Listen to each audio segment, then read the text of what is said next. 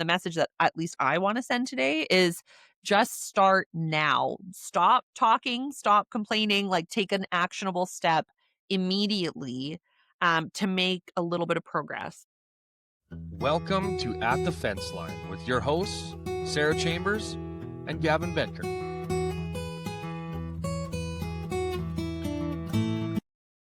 Okie dokie. Hello, hello, hello. Welcome, everybody, to another episode of the At the Fence Line podcast. I'm your host, Sarah Chambers. There's another very important person here. I'm the co-host. I don't like that. You are also the host. I guess, whatever. Co-host, host, tomato, tomato, potato, potato. None of it matters. It's us, Gavin and Sarah. Thank you so much for joining us today. Um, we are going to take a bit of a different approach to today's episode. We are just coming out of conference trade show season. There's been quite a few events that we've attended. Some we had the opportunity to speak at.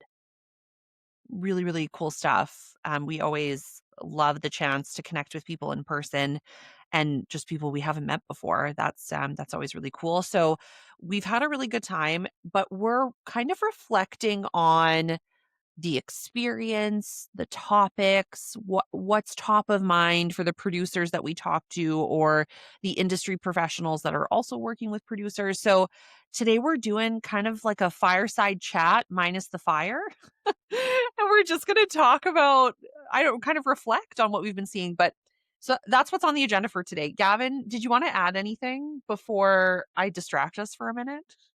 One little thing. Mm, Conferences and trade shows. I get an energy boost out of seeing clients that maybe I work with more virtually, on average, most of the year, and then seeing them in mhm. person.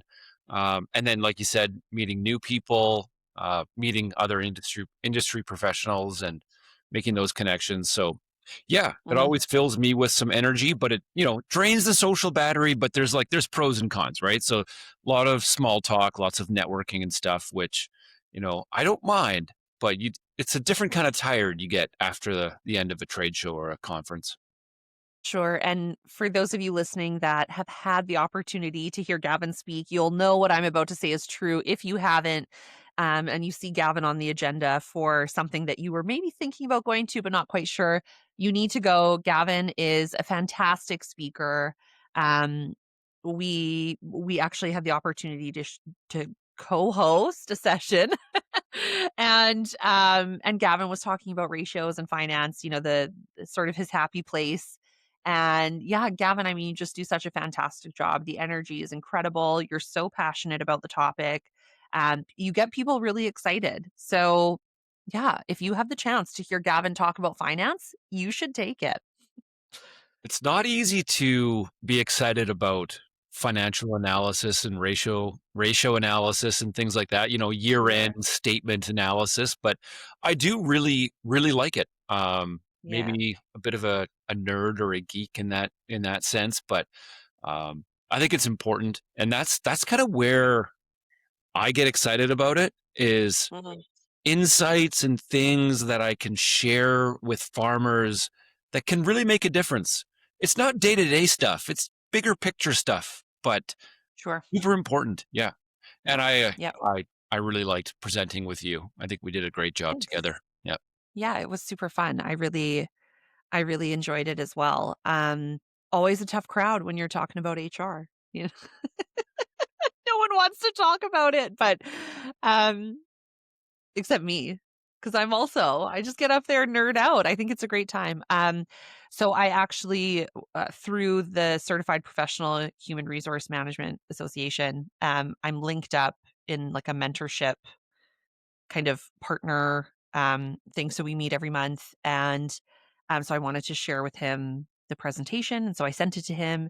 And so I just met with him recently, actually, and he nerded out with me. He was like, this was so cool and this and that. And so, even if the audience doesn't like to listen to HR, I just find other people in my circle who I can nerd out with on that. So But yeah, anyway, so great kind of trade show run, great to connect with everybody. Before we dive into on our reflections, I came across something and it's totally niche kind of to you and I, but I think I want to talk about it.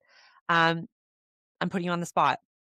Do you if I say to you, Gavin, what's I can't ask that because you won't get it. I came across the word pedagogy. Mhm. Are you gonna laugh? Because you and we've talked a lot about this word. Yeah. Do you want me to laugh? So thank you. Yeah, cue laughter. So that's why I say it's a little bit niche to Gavin and I because I learned the word pedagogy. I'd never heard it before. I only learned the word a couple years ago, and then it comes up everywhere. Like I keep seeing this word. So it was a good one to learn at that time in my life, apparently, because I needed it. But now I learned the coupled word with pedagogy. Do you know what it is? No. Well, it's not coming to mind. Andragogy. Oh. Can I I teach you about this for a second? It's totally unrelated. Do so you know? no, but I'm thinking about what makes up that word, and it's like the Oh. male perspective of pedagogy? Andragogy? Well, so what I actually learned here, and so maybe I should try for our listeners to make this like a bigger thing so that Mhm. they actually get something out of this tangent. But continual learning. We're always learning, always growing. My understanding of the word pedagogy was that it described the method of teaching. Okay, but pedagogy versus andragogy. So, pedagogy is actually kind of the delivery method, but it's not broad. Pedagogy is when you have an instructor and you have students, and to summarize, information is flowing in one direction from from the teacher to the students. Excuse me. That is pedagogy. It's not this like broad thing that encompasses a lot of different learning types. And there's all of these like theories of pedagogy and attitudes, I'll say, or practices that support a pedagogical learning style.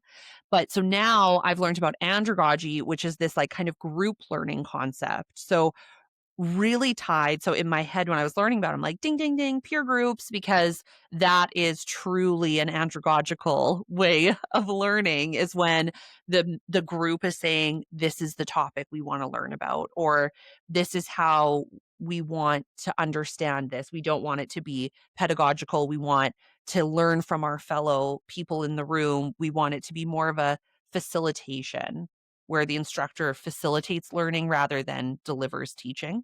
Mhm. That makes a lot of sense. So I think my first guess there was off. I heard and what's the word again?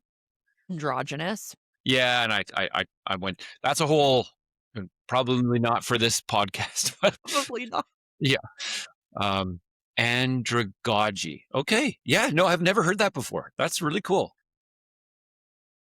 It was like, whole new totally Okay. unrelated, but I So was really excited to talk to you about it. I have a follow-up question for you on that. No, okay. Okay, so pedagogy, when you think about it, you can design a pedagogical, I don't know if that's the right way to say it, approach.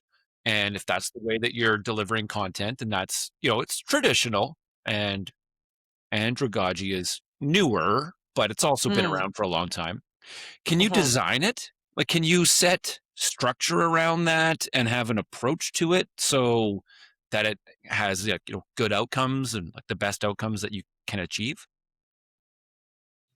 Yes, I think I think the andragogical approach is more about the experience Mhm. of the participant or the learner. And so it's not necessarily that you would be designing your content in a certain way, more that you are trying to create that experience, and then they decide kind of how the content will fill it. Does that make Okay. sense? Yeah, that makes sense. Yeah. So you can set some like loose structure, some maybe not Yeah. loose, but like some basic kind of structure for the group, and then just let it happen. I think the structure is even just saying, "Tell me what direction you'd like to take with this. Tell me what topic you would like to learn. Tell me," so it's just really utilizing and incorporating the student in the design of the learning. Yeah. Oh, I really like that. Yeah. Thanks What for does that have sharing. to do with farming? What does that have to do with anything that we talk about? I don't know. Well, it talks about, or it relates to, what you and I do quite a bit is even in our consulting, it's Mm, educational. mhm, It's professional development. It's trying to help farms advance their farm management. And that incorporates learning activities. And whether that's one on one with a consultant or in a group setting, mm. You did great with that, thank you. I'm glad that you found a point. it made a lot of sense. It made a lot of sense. If you could come up with one of those things every time we do a podcast, I'd love it. Like a fun fact? Yeah, fun fact, like that's related to the stuff we talk about. Or not related, and then we'll see how effective you can be at making it related. I've lots of random animal facts from my past life, so that might be an interesting place to start, and I won't let you say it relates to not eating the elephant all in one bite. Like, you won't be allowed to say that every time. You'll have to come up with something different. That's too easy. Yeah. Yeah. Yeah. Okay. It's not that's not why the people are here today, though. Thanks for those of you that stuck through that, little ramble. Gavin and I have worked together it's been 5 years now, and we've, built things together, programs. Gavin and I think we've spoken about it here before, but we have really complementary skill sets. Um, so For I don't sure. know, I feel like I get really excited to talk to you about things, and that was one of them. So thanks. Thanks for being my friend in that. But today we're going to talk about some of our reflections because honestly, this conversation comes from being a little bit fired up. I don't Hmm. wanna say fussed. I didn't say fussed. Yeah. Yeah. I said fired up. So, I don't know, do you wanna kinda lead us into it a little bit? You might Yeah. take a less fussed approach. Sure. Sure. Yeah. So Sarah and I were reflecting of the conferences and trade shows that we've been to. And well, one that stood out to me was I'm just going to say it. So I go to a conference and there's somebody speaking about transition planning. And they, in Sorry, I'm their gonna interrupt you. Isn't there someone always speaking about transition planning, Gavin? Well, that's another thing too. So let's break it down for a second. So I'm going to talk about transition planning and the specific kind of note or point that I've noticed. But then we could talk about conference agendas and professional development and topics in general. We'll maybe do that second.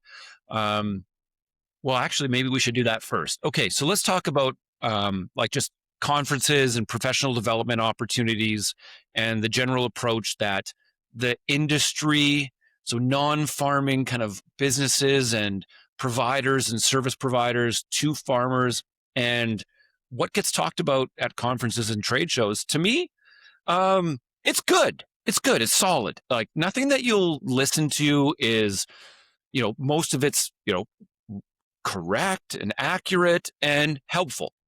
So go and listen to those speakers, those topics. That's all great. But I feel like we're missing a little bit. I feel like there's a little bit left to be desired, you could say, where agendas are kind of consistent. Like it's kind of the same stuff. And I think that, for mine and Gavin's perspective, we certainly don't wanna come across as critical of the people putting on these events because 'cause they're giving the people what they want. Right. And that's why I It's kind of preface all that with like yeah. it's not bad stuff, but where's the new stuff? Where's that next step? Where can we dive a little bit deeper? And so then my favorite thing to do is to hold people accountable. So that was what was kind of getting me fired up was not so much, saying why is every topic the same? Gavin and I were having this conversation, then we dug deeper and said, well, it's because this is what farmers want to hear about. And I said, well, so why is nobody doing anything about the things they know they should be doing? So why are we still talking about transition planning at a conference? It's still the same thing. We're still talking about how you need a transition plan. We haven't evolved from there. Yeah. Well, we do need to keep talking about it. But this is to my second point is that the same stat gets told every conference, every trade show, and it's been that way for as long as I've been doing this, which is 12, 13 years. Is that, X amount of farms have a transition planning, like 20%, 15%. So 85% of farms don't have a completed transition plan. And that Yikes. stat gets repeated. And again, like you said, I'm not trying to say that we shouldn't be saying that stat, but why is that needle not moving? Like, why is it not moving? And then I had a thought on that. Can I just continue a little bit? Please. If it hasn't moved, if that needle hasn't moved in 13 years, will it ever move? And does it have to move? And the takeaway that I would have as a farmer is just don't be part of that 80%. Don't be part of that 85%. Just get yourself into that 15% and let's not worry about it. Well, I shouldn't say that. We should worry about it as an industry. But when it comes down to individual farms, which is what I like to like, let's make a change one by one on individual farms. Let's just do it. And I do have another follow up point on that, but I don't know if you want to reply to what I've said there, Sarah. Well, I think that, what you're saying is to kind of step out, be Mhm. be the exception to the rule. And I think that's 100%. My fear, the industry keeps going. Like things keep Exactly. happening. Farmers are getting hit. It's like a new thing every month that they need to be worried about. I don't think that people can afford anymore to not do this kind of stuff. And it's not even just about resiliency against the unknown. It's not even like you should have a transition plan because something bad could happen tomorrow. 100%. Of course, something bad could happen tomorrow, but you should have a transition plan because there's other factors that are choking out individual farms that like you can't afford to be one of the 85% anymore. Your farm, like, that's risk. That's a bigger risk than I don't know, a lot of things, in my opinion, my humble, whatever opinion. And it's one of the risk areas where you have control over. There are so many things in farming that you don't have control over that you can put insurance in place. You can there's other risk mitigation tactics that you can do in those areas where you don't have a lot of control. But this is one of those ones where you have complete control.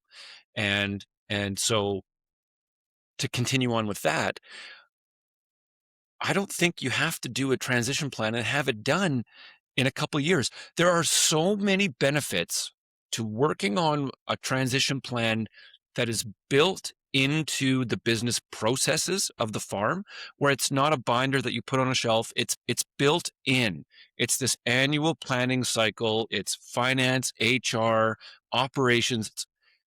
You can work on your farm and have immediate benefits as you work towards having a management and ownership transition plan. So you can stay in the 85% and not have one done. But if you've worked on it, if you've got close, benefits immediately, benefits medium term and long term benefits. And Uh, so if we're gonna talk about, I mean, I think what you just said is fantastic, and we like to give people practical things that they can take back to the farm. So when I hear you say kinda quick hitters to work towards formal transition, what mhm. comes to my mind is, like, having it be an agenda item, like, at your next meeting. It's okay if you don't have this whole formal thing planned out. Put, farm transition, intergenerational, whatever, transition is gonna be on there. Um, and your question could simply be to the group, like, "What does this mean to everybody? How do we get started? What do you guys wanna tackle first? Can we set a goal around this?" Like, it could be that simple, and you're making effort towards your transition. But if you think about other things that people can implement now to support ongoing transition or transition in the future, what's, like, a simple thing that you think that people could implement? I stole meetings. That's okay. You can have that one. Okay. So, well, when I sit down and start working on a transition plan with a farm, with a farm family, we look at the end goal and then we work back from there. And some of the first things that we do is what we call a readiness assessment, and that's looking at what the farm has in place right now when it comes to finance, roles and responsibilities, jumping over to HR. org charts, compensation philosophies, having a proper filing system and documenting things and having agenda, all of this like basic, taking your farm management and just taking those next steps. You don't have to do everything in the first month or the first year, even. You start working, start building that. The more you have those processes documented and in place for all of the different management areas and functions, that's like what I was saying, where when you get to trying to get into that 15% where you have it ready, you have to do all this work first. And all that work, that early work, that initial work, it has like pretty quick payoffs, like pretty quick benefits to the farm. So I didn't do a specific one. I kind of did a broad one. Yeah. Yeah, that's okay. We'll accept it. So that so I mean that's the message that we're kind of sending here, I guess, is like start just because we're now we're veering into now you and I are just talking about transition. Hmm. So, Hmm. but so that's not the message. The message isn't about like effective ways to transition your farm to the next generation. The message that at least I want to send today is just start now. Stop talking, stop complaining, like take an actionable step immediately to make a little bit of progress. Yes, and to tie it back into the conference thing, yeah, like for sure, like take small Mhm. steps. But when you hear the next conference or the next trade show, someone go up and talk about transition planning and they say, "Oh, the industry is lagging behind. Only 10-15% of farms have a completed transition plan." Don't take that personally. Don't feel guilty or stressed or anxious about it. There's things you can do right now that aren't even necessarily specifically related to getting into the population of farms that have one done. Just start working on farm management. Yeah, Mm. yeah. Yeah, and I think my other one, so when at some of these conferences I listen to people speak, and I'm able to identify ways I know that people can make progress to some of these things, and maybe there's a gap there as well, just a communication gap between the provider and the risk, like the farmer, really. So I'll pick on us, like if Backswath is providing a service that could help with this, maybe we're not as effective as we should be in kind of shouting it from the rooftops. But the other thing that always goes through my head is like this gap in professional development for people. So I hear a lot of people saying, I don't know how to do that. Or it's like that fear of just the getting started piece. I don't know how to do transition, or I don't know how to talk to this, like the senior generation about blah, blah, blah, whatever it might be. And so so like, what are you doing about it? What are you doing about that gap in your understanding? Because things are just getting bigger. They're just getting more. So if you're finding something that you don't understand today is already impacting what you do, 10 years from now, it's going to be like 100 times worse if you still don't understand it then. So there are so many professional development opportunities out there, and they look different, whether they are pedagogical or andragogical. If that's your learning style, is that you like more group learning, more discussion, more whatever it might be. Or, if you are super strapped for time and you just want to take an online course, I mean, they're there. So what's your excuse for not making progress and kind of taking a step ahead? What if the excuse is time or investment resources? Investment resources is a great one. I think that there are a lot of grants, funding opportunities for farmers. Like those things are kind of out there, not for everything, but they're there. Hmm. Um, I think also sometimes just being upfront about lack of resources for investment is like people are willing to work with you a little bit. If there's a gap on your farm though, a skills gap, that is something worth investing in, so make that so if depending on your leverage model or again, like risk tolerance, things like that, but maybe that needs to be part of your leverage package, the way you're, structuring that for your farm, your leverage framework needs to include the professional development required to fill a skills gap. When people say they don't have time, you're talking to the wrong girl. I've got 2 little kids, so, I don't know, ask somebody else. Ask someone else, but it's a fair comment, but okay, so if I use myself as an example, um, I'm I'm studying almost full time right now. I still work 40 hours a week. Um, I put my kids down and then I open up my computer again and I start studying. It's really important to me to develop my skills in, the things that I'm studying. So it's a priority for me. I recognize the benefit to me as an individual. And so um I'm making the time. It sounds really harsh. Normally I'm much more like, I don't know, open to everybody's circumstances. And I'm sounding like, you won't know this. Kim Kardashian once talked about how nobody wants to work anymore. And I feel like that's how I'm sounding right now. It's not how I want to sound, but I do just want there to be a bit of accountability because I think that the things that are important, we make time for them. We don't have time. No one does. You got to make it. Well, and you can add time, right? You can work more, but you can also prioritize. And I think if someone took I don't know, 5,000-foot view on where they spend their time and the return on that time, they might make slightly different decisions. We're going to focus a lot on the crop rotation or some of the livestock operational things. And yeah, you might find some wins, you might find some efficiencies there, but the potential downside of missing a key component of a management roles and responsibilities transition type plan, to bring it back to kind of what we were talking about, the downside there might be family conflict or further financial hardships. So, sounds easy just to talk about it, but there are, yeah, there are things that you can put off that might be compounded if you leave them too long. Yeah. Mhm.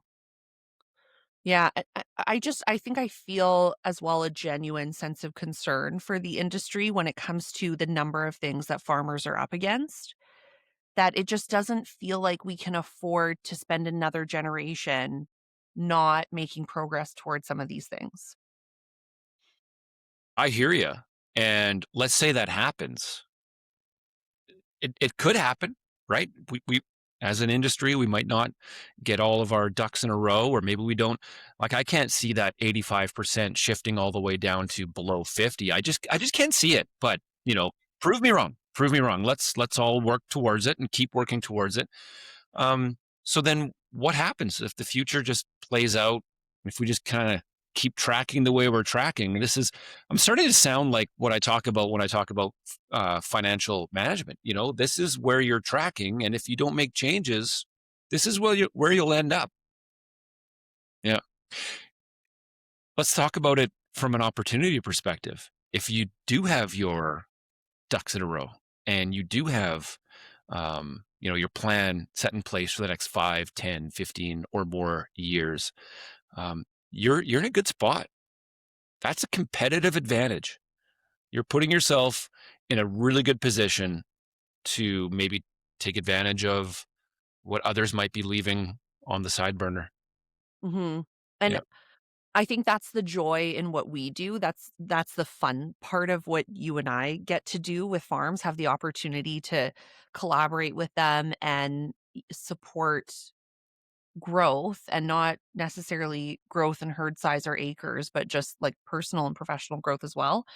Um, the fun part is getting to see the benefits of those changes. Like the farms that we work with are the ones who are ready to make a change or ready to, optimize whatever it might be. And so we get to see. And I mean, I haven't been in this career for as long as Terry, for example, but I think about some of the clients or some of the farms that he's been working with for literally decades, and they are reaping the benefits of the work that they did all that time ago. And so, it's just like ingrained in them. So one day that farm just decided we're going to start. This is important enough. We got to get going on this. And, the sky's the limit now. Well, and you mentioned decades. And yeah, some of those long-term clients have been around for a long time. And they didn't fix everything or improve everything or optimize everything overnight. They've been working at it slowly but surely for a long time.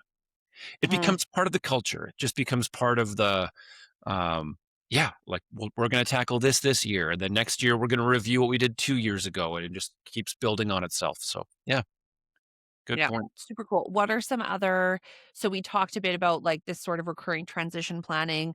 I talked about kinda jumping in with professional development and the onus being on the individual, in my opinion, to really get out there and find ways to make progress towards skills gaps or knowledge gaps. What are some other maybe reflections that you have from what we've been hearing over the last couple of months at some of these events that, you think are worth talking about now? Um, I'm gonna I'm gonna go off a little bit where I'm not an expert in it, but I'll just kind of talk about it at a high level. And this theme or trend that I've noticed at some conferences and trade shows is actually not on agendas. So we'll kind of pause our slightly negative kind of recap of how the industry is.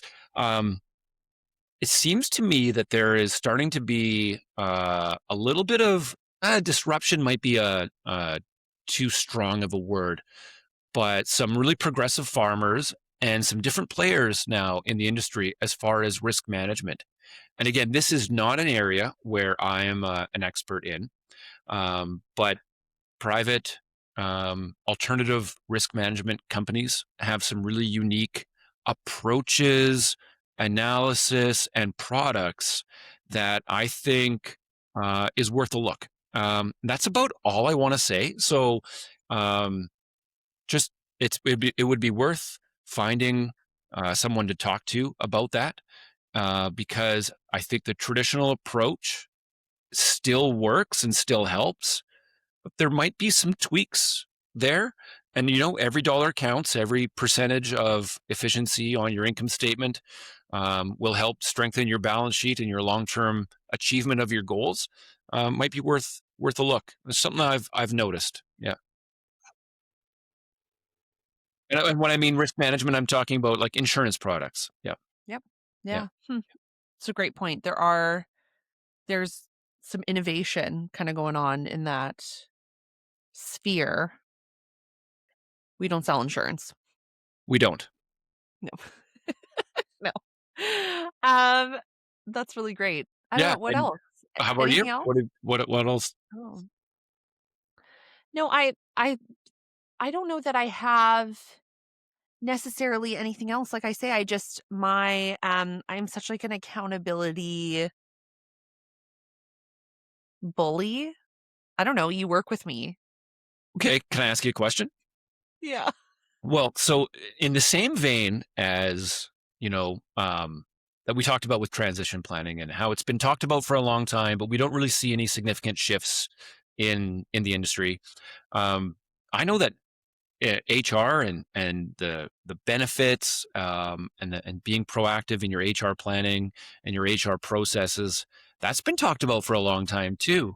Can you give us a Mhm. little bit of update on what you see as far as trends or feedback when you make presentations on HR? What are you hearing?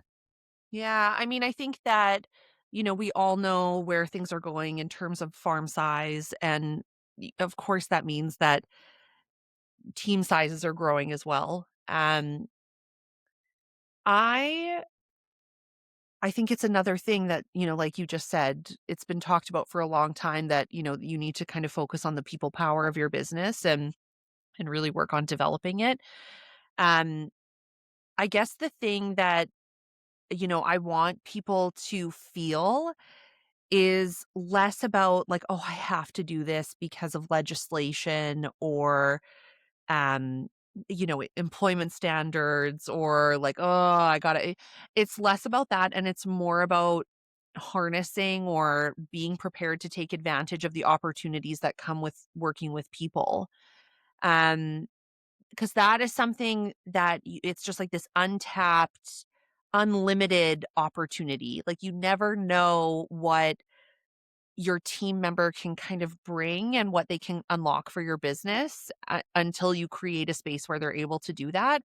And that a lot of that comes from the org chart, the employee manual, the reviews. Oh my goodness. I think you and I a couple weeks ago had like I went down a whole trail on performance reviews and the importance of them, and again, not importance necessarily from a you should do this because it's the right thing to do perspective, but the importance of it because of the opportunity it creates. When was the last time you sat down with your employee and told them what a great job they're doing and asked what their goals are for the upcoming year? Most people are like, "Oh, I don't know." It's like, "Yeah, well, you gotta do it." Like, you never know. What if you get an employee who's like, "You know what? I just watched a YouTube video the other day on drone footage, and it was really interesting to me. That's something personally I wanna start getting into." It's maybe a bit of an obvious example because there's just, like, such direct ties to agriculture, but, like, you just never know. And then the other big one that I think comes from that is leadership. Like, you will never be able to identify leaders in your business if you don't talk to them and look for them. And what a leverage opportunity. Like, if you're feeling stressed, you don't have to necessarily hire someone new. Look around at the team that you have right now. So, I think that there's ways to be really efficient and really opportunistic with the people that we have working for and with us. And I think that it sucks that people look at HR as such a negative because it's such there's so much power in it if you know what to do. Yeah, yeah. Can I segue that into something that's kind of finance related? No, I wanna talk about HR all day. No, we're talking about HR. We're talking about Yeah, it. go for it. Um, well, and we talked about this back in November when we spoke at the Ag Excellence Conference, and we tied it into our 3 key alignments, right? Our vision, our management, and our finance. But finance, when you analyze it, it's after the fact. Now, you can use that to alter and change and influence future outcomes, but the only way those future outcomes get altered is through people and processes. So, like the HR and enabling and empowering and building up your team is the only way that you can influence the future outcomes. Yeah, we leverage technology, we leverage machines and equipment and all that stuff, but it's still the decisions. And as we get more mechanized and we actually employ fewer people to achieve these grand and vast and like big operations, those people become even more important. Yeah. Does that Yes. make sense? I hope that 100%. makes sense. Yeah. No, 100%, you're right.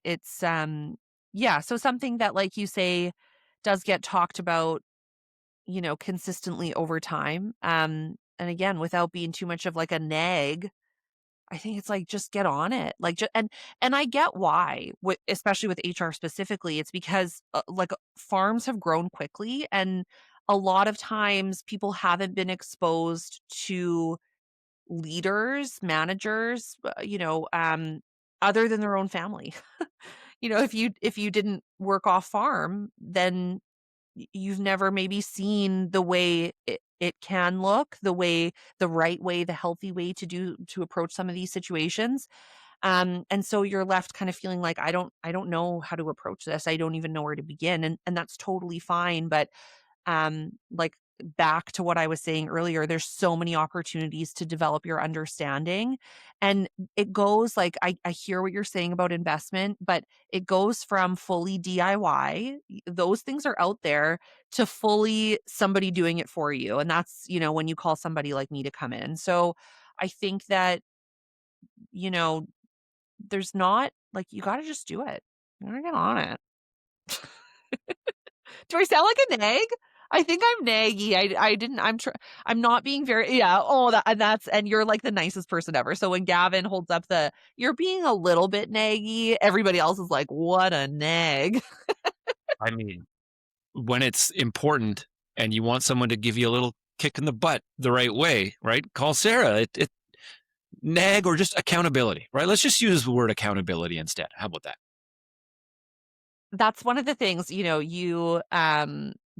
it's, very like you just did, like, "Let's talk about it from an opportunities perspective." I really respect that about you, that you always find a way to make it positive. In my past, I used to refer to myself as the rash of the company, like, I'm just always there, I'm always I don't know, this, like, annoying thing on your back kind of vibe, but, yeah, I mean, accountability is a great way to put it as well. Well, my personality is a little different, but if I was running a farm and I heard you talk about that, I'd be like, I need the rash. I need the nag, need the accountability person. So yeah, I'd hire you.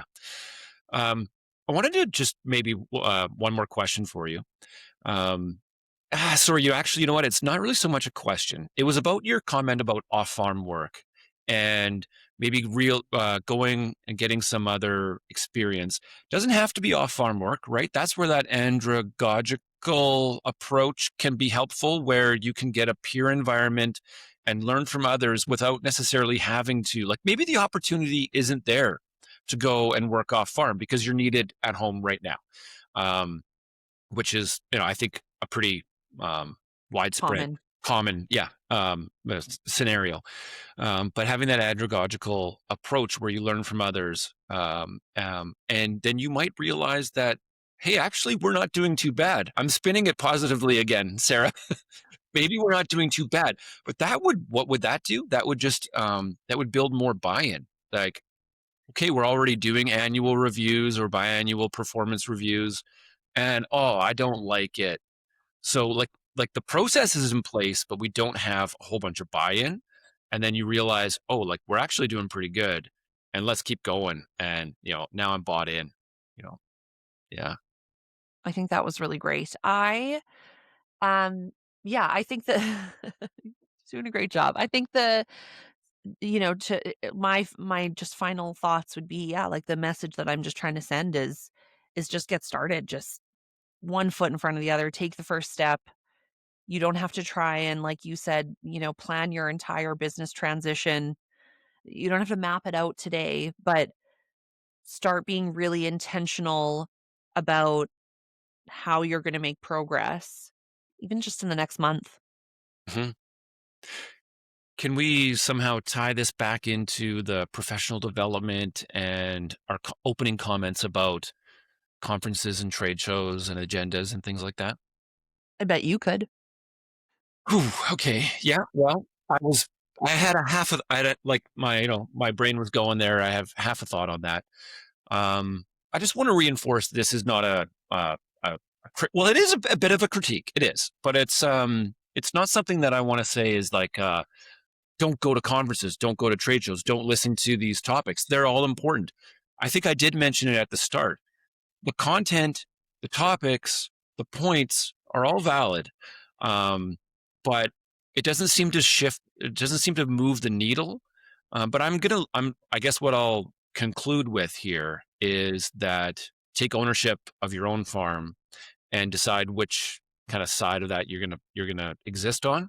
And yeah, it doesn't have to be solved overnight. It's just as soon as you start working towards progress, the better, and you'll get quick, you'll get immediate, or not immediate, but like you'll get short-term benefits out of it for sure, guaranteed, 100%. I think that was really good. Is this the most controversial we've ever been on this podcast? I feel like everything we said that was maybe a little bit controversial. We're like, but we're not trying to be mean. We're not trying to criticize you. We're trying to build you up. So I'm going to be super interested to hear the feedback that we get. Like, I don't know, where did we hit the mark? What do you, the almighty listener, what do you think? Are you feeling the same way after trade show attendance? Yeah. Yeah, I'm super interested to hear feedback on this too, and I think it is the most controversial. But I also, and then this is me, right? This I'm just gonna play the in between kind of area. We're part of the industry. Like, yeah, we have some cool things, we have some new approaches, and we like to talk a big game and stuff. But hey, we're all in this together. Like, we're part of the industry. This is almost as well self-reflection. So let's keep working Yeah. together and yeah, yeah. Moving the needle. Mm. So yeah, so let us know what you think. Where are you at? What observations are you seeing after trade show attendance? I think what I'm interested in hearing from everybody is what's been the most impactful thing you've heard? Like, have you ever listened to someone other than obviously us today on this podcast really encouraging you, but maybe you've heard someone else speak before and it's really made you get things in gear and start to implement positive change on your farm. So let us know what you think about what we've said or what you've heard other people say that has really been impactful for you. Thank you so much for tuning in today, Sarah, Gavin. this is a bit of a jokey comment, but I want to know what's the biggest grain cart out there right now after trade show season. How big are they getting? I think they're already bigger than my house. So, like, yeah, well, let's keep going. So if you don't want to tell us something productive, you can just brag about whatever equipment you bought at at the trade shows you went to. That's really good. So yeah, thank you so much everybody for tuning in. You know, Gavin and I chat like this all the time. We're get pretty fired up. It was a good idea for the episode. Looking forward to hearing feedback, and we'll see you at the next one. Yeah, thanks for tuning in, everybody. And, as always, be sure to check us out on socials. We're there. If you have questions, comments, we want to hear from you. Yeah, see you next time. Thanks. Bye. Thank you for tuning in to another episode of At the Fence Line with Sarah Chambers and Gavin Bedker.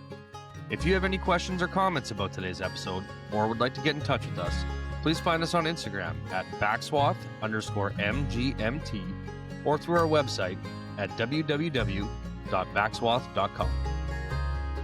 The views, thoughts, and opinions expressed in this podcast belong solely to the host and guests and do not necessarily reflect the views, policies, or positions of Backswath or its affiliates. Any reference to specific products, services, organizations, or individuals does not constitute an endorsement or recommendation by Backswath.